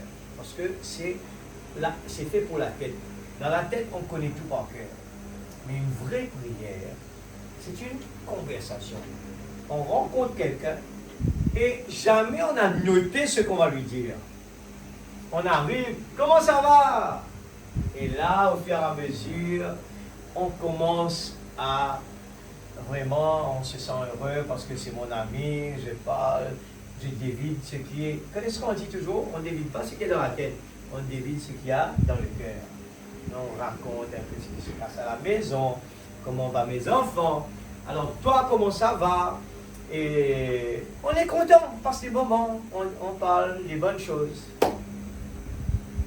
Et souvent, nous faisons des promesses à Dieu parce qu'on avait besoin. J'étais parti à l'hôpital, dans ce cas-là, j'ai vu la mort devant moi. Et tout était fini. La première chose, je fais un vœu à Dieu. Seigneur, si tu me sors de là, je te promets, je te servirai encore plus. Après, j'ai oublié. Je suis parti. Le même problème est revenu après. Et la première chose, je me suis rappelé tout de suite. Faniel, tu avais promis à Dieu. Tu ne l'as pas fait. Le problème revient. Et je dis: Seigneur, merci de me le rappeler. J'accepte les circonstances. Mais cette fois-ci, je commence à le faire. Amen, Église. N'oubliez pas nos prières. Si nos oreilles ne l'entendent pas, ce qui veut dire qu'on est en train de réciter les prières. C'est pour ça que, savez-vous que la prière que nous faisons, c'est après écouter la parole de Dieu. Dieu nous a parlé, en retour, on le répond. Seigneur, j'ai entendu ta parole. Tu m'as parlé comment tu es tu es un Dieu de parole. C'est ça la prière. On prie par rapport, quand quelqu'un nous parle, comment ça va tes enfants? Est-ce que je le réponds, je lui dis, moi tu as travaillé hier, et ma machine tombe en panne. Mon camarade dit, bon, mes enfants, comment on va? Mon machine qui tombe en panne, mon machine, il coule de l'huile, et là, on a pas dit que faire par-dessus. Ça, ce n'est pas une conversation. Il n'y a pas de retour. Mais une vraie conversation, nous avons écouté la parole, même le frère Branham le dit, vous savez que après la prédication, c'est un moment très important, la prière. Après la prédication, le frère Branham dit, c'est là que Dieu descend la bénédiction. C'est pour cela que quelqu'un qui sort après la prédication, pendant la prière, n'a pas encore la révélation de la parole. Il n'écoute pas la parole. Parce que c'est le moment de rester là et d'attendre ce que Dieu va accomplir dans notre vie. Et à partir de là, notre prière, ce n'est pas juste répéter les choses, mais il faut approcher Dieu. Seigneur, tu m'as fait comprendre que tu es un Dieu de parole. Et tu es un Dieu de principe. Et que, Seigneur, si je t'ai promis quelque chose, pardonne-moi. Rappelle-le-moi, Seigneur. Je te promets qu'à partir de maintenant, j'ai écouté l'importance d'une prière avec une promesse. Tu attends à ce que nous faisons des efforts. Et tu n'es pas un Dieu qui est juste un Dieu, un papa qui accepte les demandes des enfants. Papa, donne-moi une moto. Papa, donne-moi une case. Papa, donne-moi. Non. Dieu aime bien. Qu'est-ce que tu vas faire? Alors, je dis, papa, tu es capable de faire une moto avec toi? Mon prometteur m'a fait Dieu plus efforts dans mon étude. Mon papa prend un peu plus mieux. Papa, mon prometteur, pour nettoyer la cour. Papa, mon prometteur, pour faire ça. Est-ce que c'est pas vrai? Est-ce que, en fait, je ne sais pas un peu dans les années 2025, mais c'était comme ça. À l'époque, je n'avais pas de bicyclette. Alors, mon oncle avait une bicyclette. J'allais nettoyer la bicyclette avant, et pour avoir la bicyclette pour aller faire un petit tour. C'était pareil, la petite moto. Je dois aller laver la moto. Je dois le supplier. Je dois essayer de faire bon avec lui pour avoir une petite motocyclette pendant 30 minutes pour aller faire un petit tour et retourner. Dieu nous donne, nous parle, le prophète nous l'explique clairement. On vient avec une prière. Il faut faire une promesse à Dieu. La Bible nous a dit, il faut donner pour recevoir. Je viens et la façon qu'on est en train de donner nos offrandes, si c'est devenu comme si une habitude. Alors, ça c'est l'offrande, ça. Combien de roupies dans mon poste là? On est grave de 3 petits roupies, on me donne là-bas. Ça ne servirait à rien parce qu'on n'a pas compris. Une offrande, le mot le dit, c'est une offrande. Par satisfaction, Seigneur, je viens dans ta présence. Je veux donner quelque chose en retour. Je me rappelle, quand j'étais en Amérique, je vous dis franchement, j'étais touché. Quand j'ai terminé, ça c'est extraordinaire. J'ai terminé, j'ai rencontré des jeunes, des anciens. Ils sont venus me donner des cadeaux. Et sincèrement, ils ont été enseignés. Ils le font de tout leur cœur. Et il y en a un qui me demande, frère, je veux voir ce cravate sur vous. Je veux le voir pour que j'ai ma bénédiction. Et il y a même un jeune garçon qui est toujours à l'école. Il ne travaille pas. Il est venu avec un petit enveloppe. Et il y avait, même pas beaucoup, mais il y avait dedans à l'intérieur de l'argent et puis quelques mots. Et ça m'a touché vraiment. C'est que j'ai dit, Seigneur, tu es en train de m'enseigner. Dans n'importe quelque chose qu'on donne, on est trop prêt à attendre qu'est-ce que les gens veulent nous donner. Même venir à l'église, qu'est-ce que le pasteur va me donner? Mais qu'est-ce que moi j'ai fait? Qu'est-ce que moi j'ai fait? Il y a plein de choses que je peux faire. Beaucoup de contributions que je peux faire. Beaucoup l'église. Que ce soit dans le nettoyage, le transport, l'offrande, la dîme, l'école des enfants. Beaucoup de choses à faire. Et la parole nous dit l'union fait la force. Et si l'église vient à l'église, on vient, on s'assoit, c'est une répétition. Il n'y a pas de bénédiction là-dedans. L'enfant riche, il a fait tous les commandements de Dieu, il est allé en enfer. Il a fait tous les commandements, Jésus lui-même a confirmé, il a fait tout. Mais dans son cœur, la priorité n'était pas ce qu'il fallait avoir. La priorité, c'était quoi? Les gains matériels, l'argent. L'Église, n'oubliez pas les 3 choses que le prophète de Dieu nous a mis en garde. Et ne pensez pas que vous allez comprendre ça vite si Dieu ne nous ouvre pas les yeux. Si des gens croient qu'ils ont la foi, les gens peuvent croire qu'ils sont des chrétiens. Les gens peuvent croire qu'ils sont obéissants. Les gens peuvent croire qu'ils sont en train de donner comme il faut. Les gens peuvent croire qu'ils sont en train de prier comme il faut. On peut juste croire. C'est pour cela que écouter la parole est important. Et après la parole, ce qu'on a entendu le prophète nous dire, et nous prions dessus. Aide-moi à le comprendre, Seigneur. Seigneur Dieu, j'ai entendu quelque chose aujourd'hui, je n'ai pas compris. Soyez forts. Je n'ai pas compris. Aide-moi, Seigneur. N'essayez pas d'aller déposer des questions, parce que le raisonnement dans la tête va vous embrouiller. Restez avec la parole, tranquillement. Restez avec la parole. Rentrez chez vous. Méditez à lire. Dieu peut venir vous le révéler après 3 mois. Peut-être après 5 mois. Dieu n'est pas pressé, lui. Mais il est toujours à l'heure. Et si nous n'avons pas compris quelque chose, les discussions font beaucoup de désordre dans le monde. Chaque église veut montrer que moi je suis vrai, l'autre est vrai. Mais qui t'a dit ça? Qui t'a rencontré pour te dire que tu es vrai? On ne peut pas être sûr de ça. Mais la confiance que j'ai, c'est que je reste avec la parole et je laisse la parole me construire jour après jour après jour. N'oubliez pas que l'évangéliste est parti là-bas, il était surpris. Un évangéliste surpris. Mais comment il a été racheté? C'était sa sincérité, par ses œuvres. Il était vraiment quelqu'un il était dans son cœur, il aimait Dieu. Il l'a fait de tout son cœur. Alors, nous venons ici en nous humiliant. Père, pardonne-moi comme je pardonne. Tous ces efforts, en essayant de faire des efforts, je ne peux pas me dire aujourd'hui, Faniel, toi tu es ok, toi tu es correct. Non, tout le temps, il faut faire des efforts. Faniel, tu sais, il faut faire des efforts. Et comment savoir qu'on est dans le bon chemin ou dans le mauvais chemin? C'est que quand on reste calme, on reste tranquille, on a l'humilité en nous, on a cette humilité. Je ne connais rien, Seigneur, aide-moi. Seigneur, si je suis dans le mauvais chemin, aide-moi, Seigneur. C'est pour ça que même quand je prêche, je dis, pardonne-moi si j'ai dit quelque chose de faux, pardonnez-moi.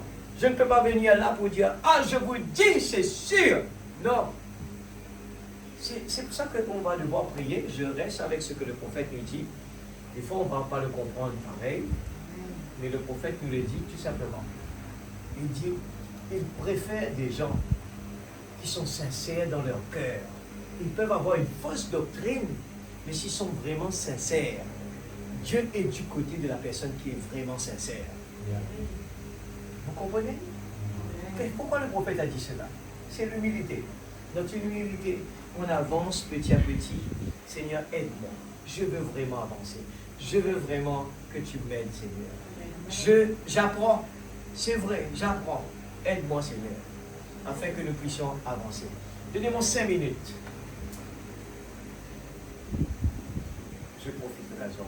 La science essaie de nous dire, dans l'alignement des étoiles. Je vous montre ce que j'ai dit avant là, où le prophète a parlé de ça. Attention, comme dit frère, ça arrive. On va parler de, n'est-ce pas moi qui t'envoie? Le paragraphe 121. Donc voilà, me dit cela. La science essaie de nous dire que 5 étoiles vont s'aligner. C'est pourquoi s'ils disent que le monde entier, les nations vont geler de ce côté-ci de la terre, du continent.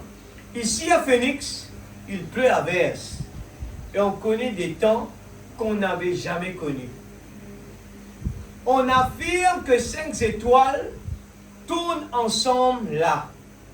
Certains disent que le monde va éclater comme une pastèque. Nous ne croyons pas cela, Seigneur. Et il y aura absolument un millénium. Malgré tout, mais d'autres disent qu'il y aura des tremblements de terre qui secoueront des maisons partout. D'autres parmi eux disent que les grandes rases de marée s'élèveront à une hauteur de 300 pieds dans les prochains jours. Le monde tremble Il y aura des signes terribles, as-tu dit, dans les derniers jours. Des phénomènes, des signes dans les cieux et sur la terre. Du feu et de la vapeur. Des colonnes de fumée, des tremblements de terre à divers endroits. Le temps de perplexité, la détresse parmi les nations. Les cœurs des hommes défaillent de peur. Mais ce temps-là, Seigneur, tu l'as dit, levez vos têtes, parce que votre délivrance approche. Amen. Amen. Oh Jésus. Encore une dernière. Paragraphe 125. Toujours même. Non, c'est le signe de la semence du temps de la fin. Le signe de la semence du temps de la fin. Paragraphe 125. Jésus a dit qu'il y aura des signes et des phénomènes terribles dans les cieux. Les hommes rendant l'âme de terreur, la peur, qu'il y aurait des temps de perplexité, de l'angoisse parmi les nations. Ne voyez-vous pas que le temps de la semence est ici maintenant? Amen.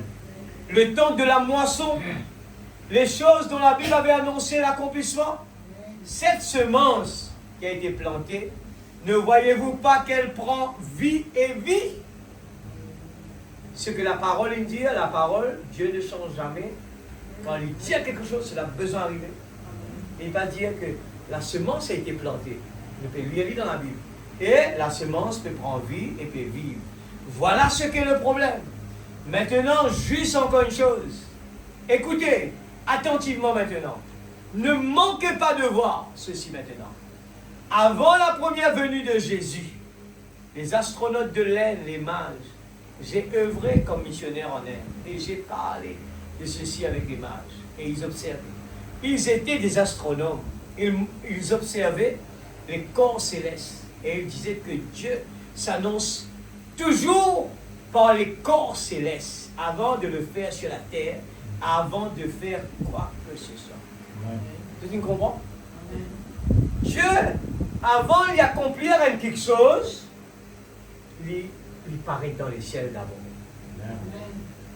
La question que je me pose, voilà, on peut prendre ça dans le signe de la semence du temps de la fin. La semence a été plantée et le signe apparaît dans les derniers temps. Et il peut dire que ça apparaît dans le ciel. Maintenant, quand nous écoutons, nous pouvons trouver tout, nous trouvons le 28 février. Eh bien, cette planète inalignée. On connaît beaucoup de gens qui ne font pas attention. Et pas fini encore. Je crois que là, les gens attendent un éclipse. Et toutes ces choses, on connaît que l'éclipse, quand le pape s'y pose sur les pieds pour la première fois en Israël, eh bien, il y a un éclipse. Et partout, il doit. Ce sont des signes. Alors, chaque signe qui apparaît dans le ciel est en train de nous prévenir de quelque chose, l'Église. 130. Maintenant, qu'arrive-t-il? Qu'arriva-t-il? Nous avons vu de grands titres dans le journal, à la télévision à travers le monde, lorsque 5 étoiles se sont mises récemment en ligne avec la Terre. Que représente le chiffre 5? Vous trouvez? Tout ces chiffres, toutes ces affaires, il y a une raison derrière. C'est le chiffre de la grâce. Chaque fois que ces étoiles apparaissent, quelque chose se produit sur la terre. Qu'est-ce qui s'est produit? 5 étoiles se sont alignées. Qu'était-ce? L'introduction de quoi? Regardez simplement ce qui est arrivé depuis lors. L'Allemagne fut presque effacée de la carte. Quelques mages ont dit que le monde éclaterait comme une pastèque. Toutes les choses angoissantes qui avaient été prophétisées par eux pour les derniers jours, regardez ce qui a eu lieu. L'autre jour, l'Angleterre a eu une tempête qui emporta 70 000 maisons en un jour. Des désastres partout. La Californie, Los Angeles a failli d'être submergé par l'océan. Qu'est-ce que c'est? Le commencement des douleurs. Des tremblements de terre sont enregistrés partout. Pourquoi? 5 étoiles se mettent en ligne. La grâce de Dieu. Pourquoi 7 étoiles se mettent en ligne? 7, c'est l'accomplissement, c'est la perfection. Qu'est-il arrivé? 132. Une église enfant. Excuse-moi, on va faire des prédications en même temps. Excuse-moi. Mais tellement le temps peinant l'église. Mercredi prochain, si Dieu le veut, je ne serai pas là. Et alors, on va essayer de faire 2 prédications ensemble parce que tellement il est important. Qu'est-il arrivé? Une église enfant. Alléluia! Une épouse dans l'enfance. Sur qui la puissance de Dieu a commencé à tomber. Elle prend forme. Une épouse pour cet époux. Ces 3 étoiles signifiaient la perfection du Père Céleste, de la Trinité devant un parmi nous sur cette terre. Les offices de Dieu devenaient un seul office. Qu'est-ce qui se passe maintenant? C'est l'Église du Dieu vivant qui se rassemble sous la parole de Dieu et les cieux astronomiques annoncent son arrivée à elle. Amen. Vous pourriez ne pas croire cela, mais c'est quand même la parole. Oui, monsieur. Qu'est-ce qui se passe? Je termine. Je pourrais dire ceci, mes amis. L'Église avance. Dieu va avoir une Église sans tache, ni ride, et qui est prédestinée. Dieu l'a dit. Il l'aura, c'est sûr. Qui en est membre? Je ne sais pas. J'espère que je suis moi-même. Et j'espère que vous en êtes membre. Mais il va avoir un corps sans tache ni ride. Dernier, 134. Et je crois que chacun de ces signes est hôte des derniers jours qui se produisent, tous vont de pair pour montrer que Christ est prêt à venir pour cette épouse. C'est Dieu dans sa parole, manifesté dans un homme parfait. Ainsi Dieu et sa parole reviennent et se manifestent dans une épouse. Dieu est venu dans son épouse. Amen. Elle ne fera pas ce qu'Ève a fait, lui brider. Avec autre chose. Mais la parole de Dieu, sans mélange, mettra dans cette église et celle-ci se tiendra comme Jésus-Christ. C'est tenu avec son esprit. Voyons sa parole. Amen. Je crois que c'est l'annonce maintenant. C'est ça que l'épouse, nous positionne. Comment nous connaissons que nous sommes dans la vérité? Parce qu'on s'est positionné en tant qu'épouse de Dieu. Amen. Le prophète a dit, il viendra un jour qui ne sera appelé ni jour ni nuit, mais au temps du soir, la lumière apparaîtra. Alléluia. Vous tous, lecteurs de la Bible, vous savez cela. Qu'est-ce qui se passe? La civilisation voyage de l'Est vers l'Ouest. La Chine est la plus grande ancienne, la plus ancienne civilisation que nous ayons. La civilisation a commencé à l'Est. Elle avance avec le soleil, voyageant vers l'Ouest. Où est-elle maintenant? À la côte Ouest. Si elle allait plus loin, elle retournait à l'Est. Voyez-vous ce que je veux dire? Jésus est venu à l'Est. Ok? Et le frère Branham est venu à l'Ouest. Il est venu là-bas. Il est descendu sur la terre. Nous le sentons. La plénitude est en nous. La plénitude est descendue sur la terre. Et il a apparu là. Les anges étaient là. C'est là où nous avons reçu la promesse de Dieu. L'ouverture des sceaux. Amen. L'ange, nous parle de Apocalypse 17. L'ange, alléluia. L'ange était là. Le petit loup ouvert dans la bouche. Amen. Il dit bon, et puis dans les entrailles amères. C'est quoi tout cela? C'est des paroles, les gens ne comprennent pas. Ils n'arrivent pas à le capter. Mais à l'intérieur de nous, quand on le lit, et que Dieu nous le révèle, on dit Alléluia. C'est tellement beau, l'Église. La parole est tellement beau.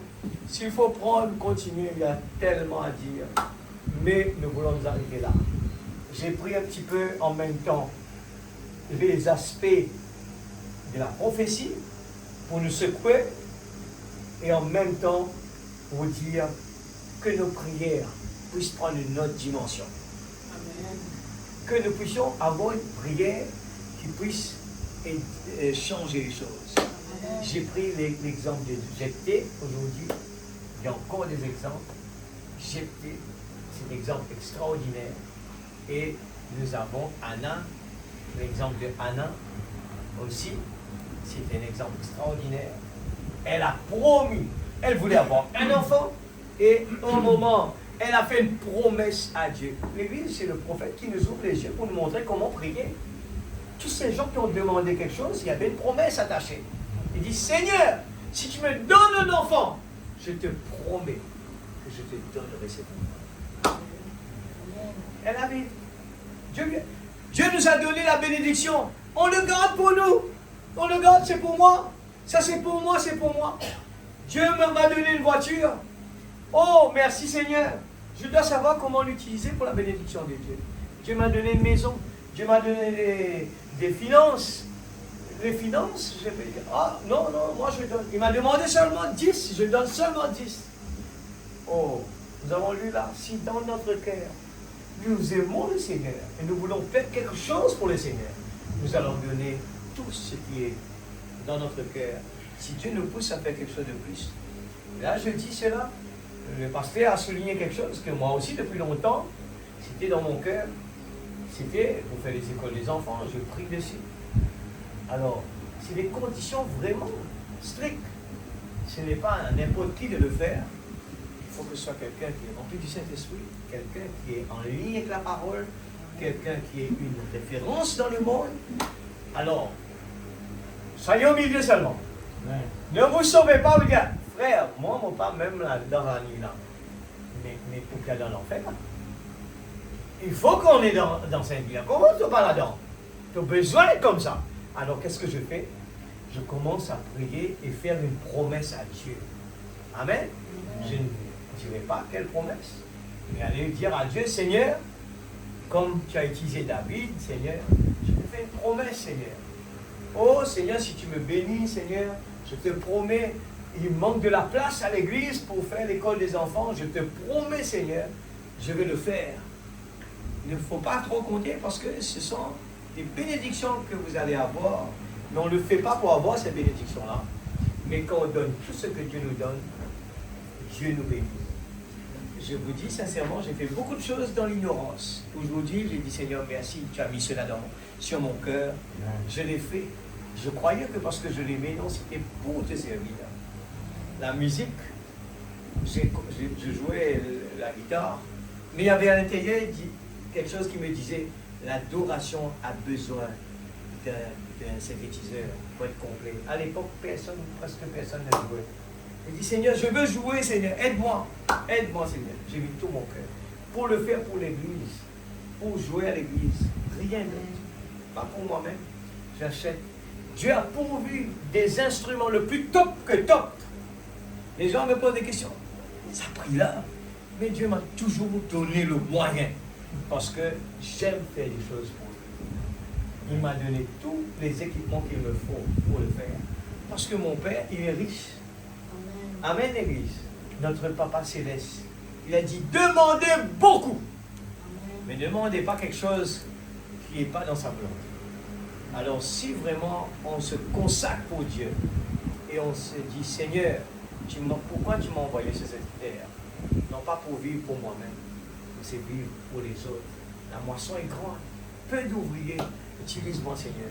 Les gens qui veulent être bénis, vous avez un besoin financier, un besoin dans vos études. Mettez Dieu en premier, tout va venir facile. Je dis, mes professeurs me posent des questions, après ils me disent, Faniel, je ne te comprends pas, tu faisais semblant. Eh bien, je ne comprends pas. Tu faisais semblant, tu jouais comme si à l'école, tu ne connais rien. Mais comment tu fais toutes ces choses? Alors, je crois que si nous mettons Dieu en premier, je vois en ce moment, il y a une terrible chose qui se passe. Je vois les jeunes sur leur portable, matin, soir, la journée. C'est un sujet de prière qu'il faut vraiment. Moi, je prie. Je dis ça, c'est un de mes sujets. Seigneur, je sais que le diable a placé des pièges pour nos enfants. Et même pour les grands aussi. Les gens qui passent leur temps, même si il n'y a rien de mal dedans, mais nous consacrons tout notre temps pour quelque chose qui ne servirait à rien. Alors faites attention, Dieu ne va pas pouvoir nous bénir ou exaucer notre prière. Et vous allez voir, Dieu va nous pincer jusqu'à ce que nous arrivons à la stature. Nous mettons debout. C'est un jour congé, alors nous profitons bien dans la présence de Dieu. Est-ce que vous êtes d'accord avec cela? Pardonnez-moi, j'ai pris plus de temps qu'il faut. Mais laissez-moi vous dire, je n'ai pas dormi la nuit. Je me suis réveillé à 5 h du matin. J'ai cherché. À aucun moment j'ai dit que je voudrais dormir. C'est vrai que je voudrais dormir. J'ai mis la lampe ce matin, pour me réveiller à 5 h du matin. Je ne me sentais pas bien dans mon corps parce que j'ai dormi trop peu de temps. Mais j'ai dit, absolument, il me faut préparer un bon repas. Seigneur, je veux voir les gens déterminés pour te servir. Je veux voir des résultats, Seigneur. Je ne veux pas, ce n'est pas mon plaisir. J'attends pas que les gens viennent me dire, waouh, c'est super. Non, je veux voir des résultats. Et que puisse autre personne des petits David se lève et dire, frère, moi aussi je veux me positionner. Amen. Que Dieu bénisse le pasteur. Et je crois qu'on n'aurait pas pu être là si quelqu'un avant nous n'était pas venu. Eh bien, avec patience, même avec le découragement des fois, eh bien, rester avec la parole. Il y a beaucoup de gens, beaucoup de pasteurs qui se sont enfouis parce qu'ils sont découragés. Mais Dieu nous a donné un pasteur jusqu'à l'âge de 80 ans. Restez fidèles. Et cette vie-là nous donne cet encouragement. Amen. Alléluia. Papa Céleste, oh Dieu, nous avons la chance, Seigneur. C'est la chance, Seigneur, qu'il nous donne. Nous avons beaucoup de chance, Père. On aurait pu être dans ce monde. Nous voyons les parents en train de pleurer, leurs enfants et dans la drogue. Nous voyons de l'autre qui, Seigneur, la maladie est en train de frapper. Nous voyons que des problèmes de gauche à droite. Nous n'avons même pas envie de sortir tellement qu'il y a des problèmes. Mais Seigneur, tu nous as donné la grâce de connaître ce message. Oh Dieu Tout-Puissant, Seigneur Dieu Tout-Puissant, nous ne sommes pas là, Seigneur, pour montrer que nous connaissons plus que l'autre. Non, nous ne voulons pas de cela, Seigneur. Nous voulons au contraire apprendre l'humilité, mais nous voulons, Père, laisser la parole descendre et nous motiver. Et par la parole que nous partageons les uns vers les autres, nous voulons motiver nos amis, motiver nos frères et nos sœurs, motiver l'Église. Oh Dieu, pour notre contribution, nous voulons motiver l'Église. Nous voulons, Seigneur, encourager les uns les autres. Père Céleste, bénis tes enfants, bénis la petite troupeau. Je ne veux pas être une occasion de chute pour qui que ce soit, Père. Seigneur Dieu, si tu m'as donné la chance, Seigneur, de partager ce message, je ne veux pas être une occasion de chute pour qui que ce soit. Je ne veux pas me frapper l'estomac, Seigneur. Je ne veux pas être plus grand que l'autre. Mais Seigneur, je veux tout simplement, Seigneur Dieu, comme David était un encouragement pour l'église de Saül, je veux aussi, Seigneur, comme tant d'autres, Seigneur, utilise chacun de nous pour être, Seigneur, pour motiver les uns les autres. Nous vivons dans un temps dangereux et il nous faut vraiment mettre le paquet. Il nous faut vraiment, Seigneur, nous consacrer pour toi. Il nous faut donner plus de nous-mêmes pour toi. Il nous faut construire plus, Seigneur, cette maison, Seigneur, de l'au-delà. Mon Père, nous voulons nous abandonner totalement à toi. Bénis tes enfants. Seigneur, grave ta parole. Grave ta parole sur la table de notre cœur. Je donne tout mon corps. Je donne mon être. Seigneur, je sais qu'en retour, donner à Jésus, Seigneur, on ne va jamais être des perdants. te donner tout ce que tu nous as donné. Oh Dieu, même Job l'a dit, tu m'as donné, Dieu a donné, Dieu a repris. Ce n'est pas un problème. Seigneur, Père, aide-nous. S'il te plaît, Papa.